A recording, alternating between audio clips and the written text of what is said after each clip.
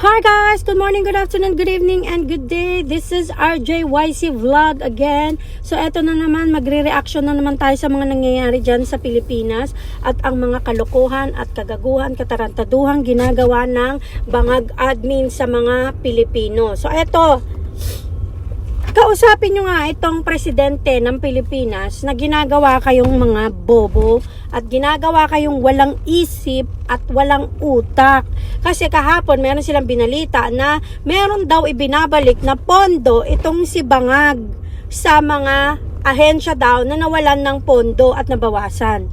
Tapos meron silang sinasabi doon na 1 billion na ibabalik. Di ba nakakatawa? Ginagawa kayong ugag, ginagawa kayong walang utak at walang isip.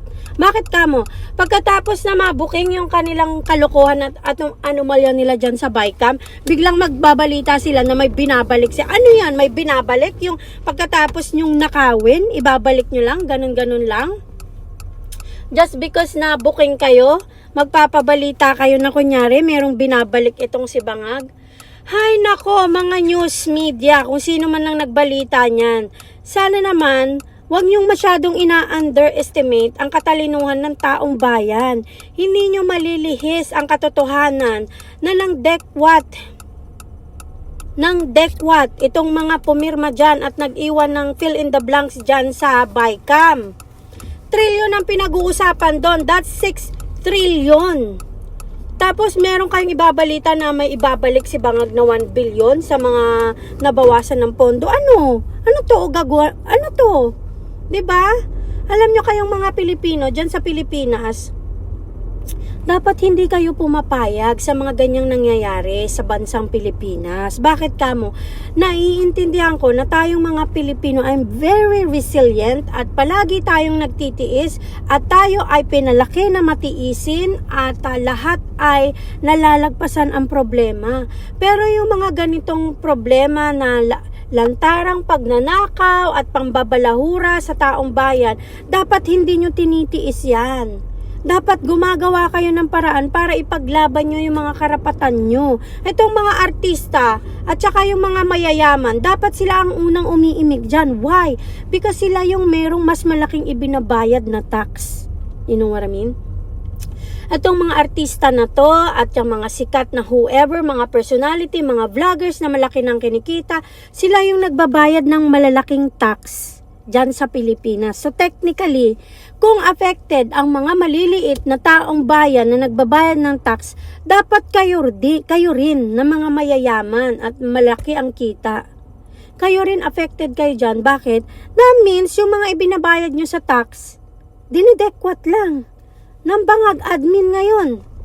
Kung hindi sila nabuking ni Congressman Ungab, magpapatuloy lang yan. So that means, totoo yung sinabi ni VP Sara na gano'n ang ginagawa nila. Sa Bicam, ibang amount, pagdating sa GAA, nadadagdagan.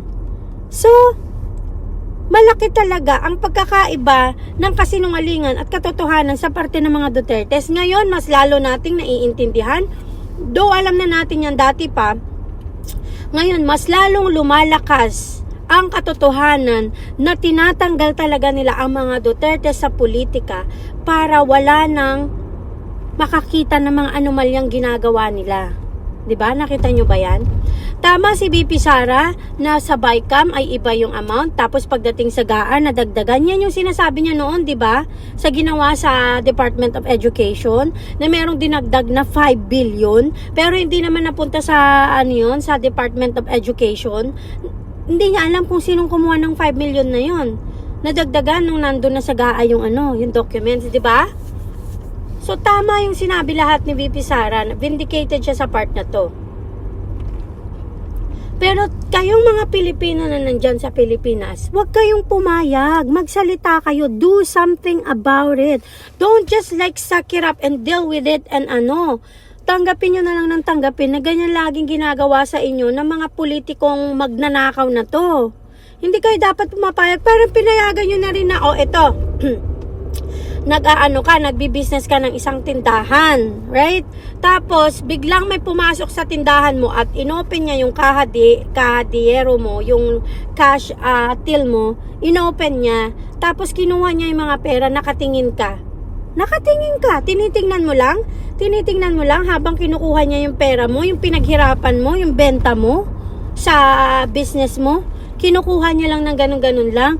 Walang pagkakaiba yun sa nangyayari ngayon sa Pilipinas. Ang pagkakaiba lang, trilyon ang pinag-uusapan dito. Hindi lang siya barya-barya nakita sa isang sari-sari store. This one is trillion money. It's a lot of money that people are actually stealing from you people na nagbabayad ng tax dyan sa Pilipinas.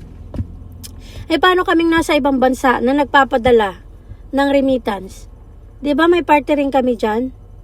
So, kailangan din namin magsalita. Kaya, nananawagan tayo sa lahat ng mga Pilipino, huwag kayong pumayag na ginaganyan kayo. Dapat nagsasalita na kayo. Maraming bagay na kaya nating tiisin, lahat, bagyo at kung ano-ano pang mga kalamidad, kayang tiisin, kahirapan. Pero itong part na to, na ninanakawan kayo, titiisin nyo lang, hahayaan nyo lang. Kasi samantalang yung anak nyo nga, pag nagdekwat sa inyo ng 20, pinapalo nyo pa yung kamay, pinaparusan, face the wall, at kung ano-ano pa, at pinangangaralan natin sa kanila na masama ang magnakaw. Oh, tapos ito, hayagang pagnanakaw nitong mga ulupong na to, na mga magnanakaw, wala kayong gagawin, tatahimik lang kayo, ano, okay lang yan. May gaba din, may karma, hindi ganun. Dapat hindi palaging tinitiis ang mga ganitong klase ng pangdarambong at panloloko sa taong bayan. You should do something about it. Get out and do your part. How are you gonna do that? Magsalita kayo, ilabas nyo yung hinaing nyo na hindi kayo pumapayag na ganyan ang ginagawa sa inyo ng bangag admin. At yung mga loyalista nga, tsaka bubonistang piso na lang ng dangal, kung kayo pumapayag kayo na ganyan, bakit? Akala nyo ba habang ninanakawan ang taong bayan, hindi kayo kasali doon? Kayong mga loyalista? Hindi kayo kasali? Mga tanga, kasama kayo doon. Dahil kung nagbabayad kayo ng tax, kasama kayo sa ninanakawan ng mga boss nyo at yung mga iniidolo nyong mga magnanakaw. Kasama kayo sa ninanakaw, so papayag lang kayo na ganun lang. Tapos sasabihin nyo, mga fake news ang mga DDS, fake news ang kung ano-ano. Ang bobo nyo naman, wag nyo naman masyadong kinakarir yung inyong pagkawalang isip at pagkawalang utak. Kaya nga nilagay sa mas mataas yung utak natin para yan na mag-isip, tapos sasama ang puso natin, 'di ba? So dapat hindi kayo magpaano. Like, tigilan na natin yung pagiging matiisin kahit na binabalahura na tayo kahit anong ginagawa sa atin. Ang OA na ng pagiging matiisin nyo. Hindi na pagiging matiisin yan. Hinahayaan nyo nang tapak-tapakan kayo, ibuli kayo, at kung ano-ano pa. Tingnan nyo yung ginagawa nila kay Colonel Grijaldo. Diba kabastusan yun?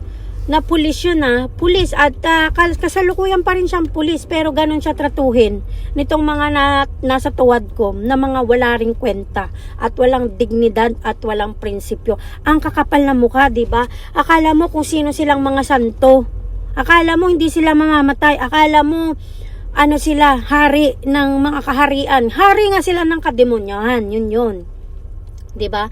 Nakita niyo ba yung ginagawa sa kanya nung nag-hearing sila diyan sa walang kwenta nilang hearing?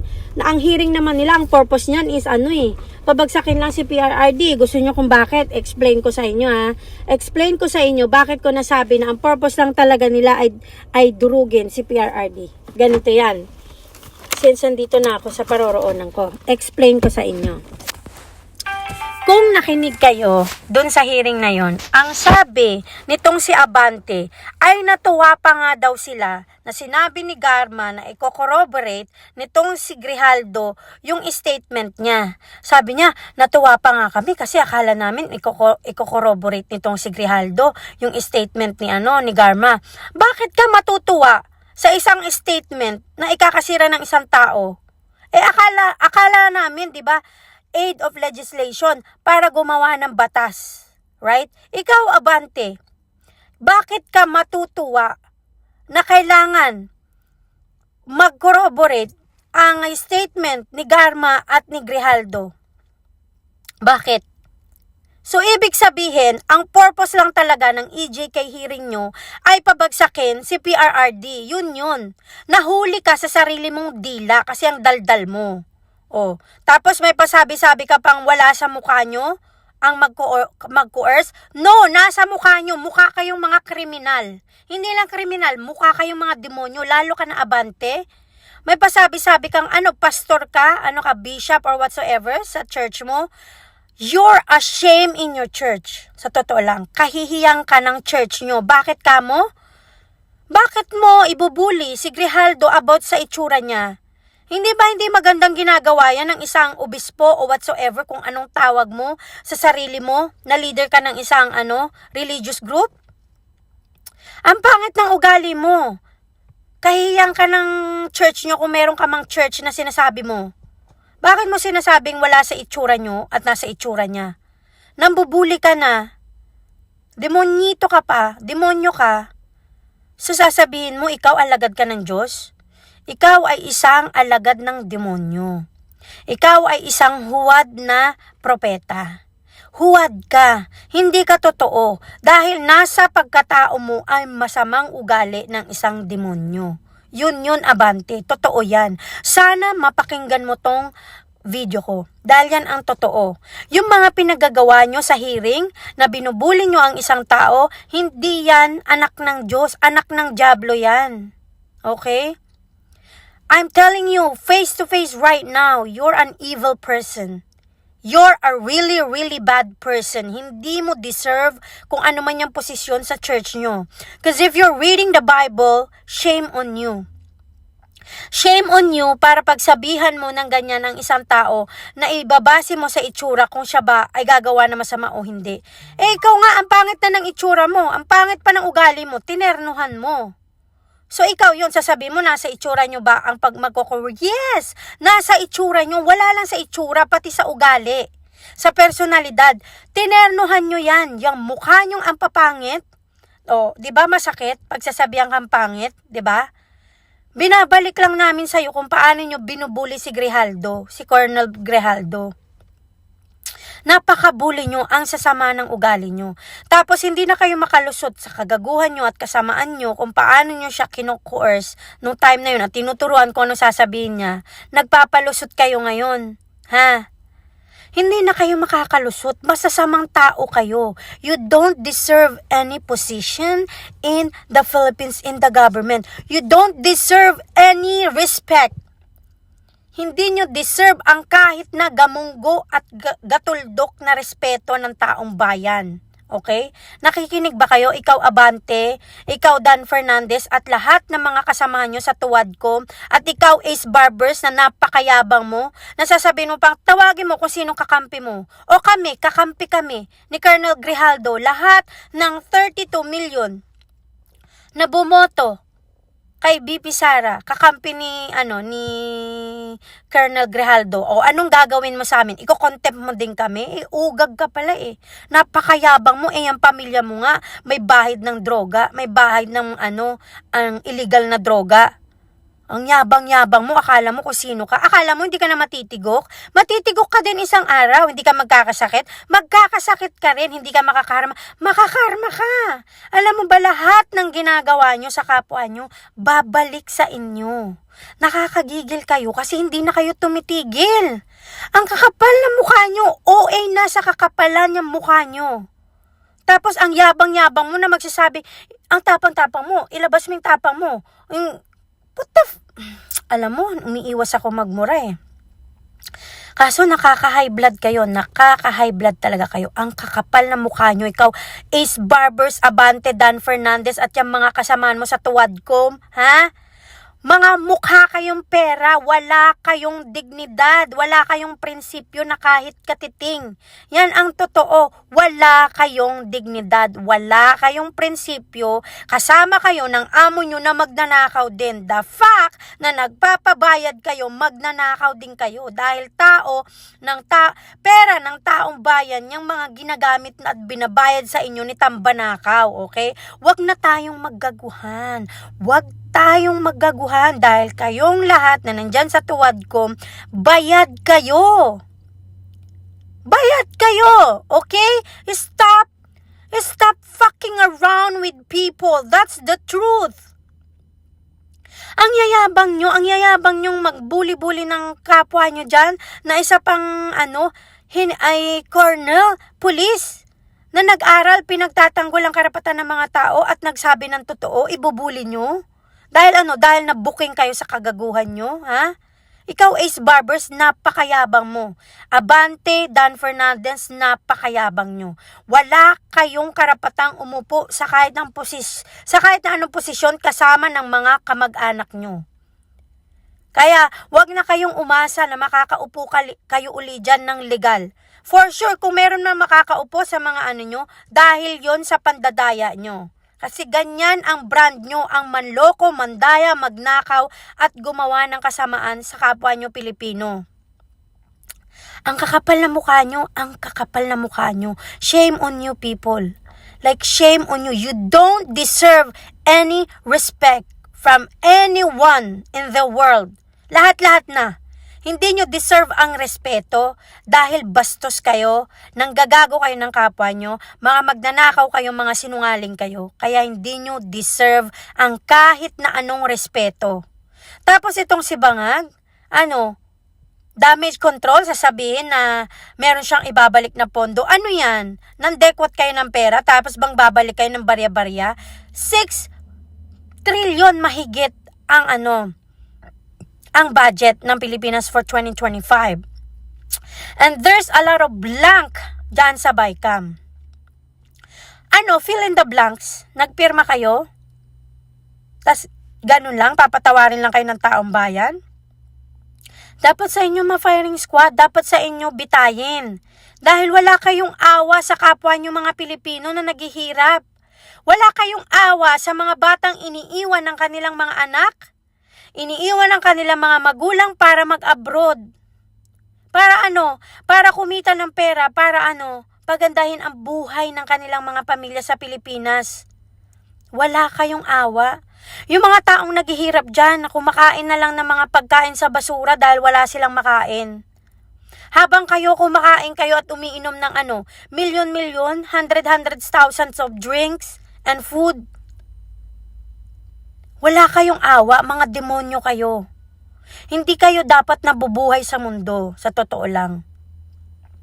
Wala kayong awa, tapos ang pinapakain nyo sa mga anak nyo, sa pamilya nyo ay galing sa nakaw. Yes, that's the truth. Ewan ko kung paano nalulunok ng mga anak nyo yan. Tapos ipinapasa nyo sa mga anak nyo, yung kasamaan nyo, para yung generation naman ng mga anak namin ang magsasuffer. Kailangan nyo nang tumigil sa pinaggagawa nyo. OA na. Kayong mga nasa tuwad ko, mga naniniwala sa mga magnanakaw at mga nagpapahirap sa taong bayan, you don't deserve to be there. Get out of the Philippines. Go, doon kayo sa ibang bansa magkalat. Ewan ko lang kung hindi kayo durugin ng doon, ng batas nila. Kung gagawin nyo pa rin yung mga panluloko nyo sa ibang bansa. Kung hindi nyo kayang mahalin yung bansa nyo at yung kapwa nyo Pilipino, umalis kayo dyan. Masyado na kayo, OA na kayo, sobra-sobra na yung ginagawa nyo sa taong bayan. Hirap na hirap ang mga Pilipino. Alam nyo ba kung gaano kalaki ang Canada sa Pilipinas? It's like 20 times more bigger than the Philippines. Pero kami may libre kaming medical. Marami kaming pribilehiyong nakukuha dito dahil hindi korap ang mga opisyalis dito at may mga disiplina at maayos ang kanilang sistema. Kayo nandyan sa Pilipinas, maawa naman kayo. Mga wala kayong awa, ang kakapal ng mukha nyo. Ikaw, Tambanakaw, Bangag, Lisa Tanas, lahat kayo na nandyan ngayon sa posisyon. Ang kakapal ng mukha nyo, tapos ang dinidiin nyo mga Duterte, kayo palang number 1 na magnanakaw. Ikaw, Bangag, kinabog mo na yung tatay mo. Kayo ang number 1 na magnanakaw sa history. Tapos ngayon kinakabog mo? You don't deserve any respect. Lumayas kayo sa Pilipinas kung ganyan ang plano nyong gawin sa mga Pilipino. Wala kayong awa. Kayo mga nasa tuwadkom, you don't deserve any respect.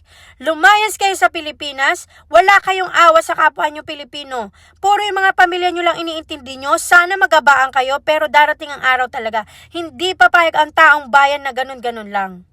I'm pretty sure, lalaban ang mga Pilipino. Matatalino na ang mga Pilipino ngayon at ang mga vloggers na totoong nagmamahal sa taong bayan ang mag-i-expose sa inyo. At kayong mga bayaran na media, shame on you. Wala rin kayong dignidad, wala kayong mga prinsipyo. Shame on you, people.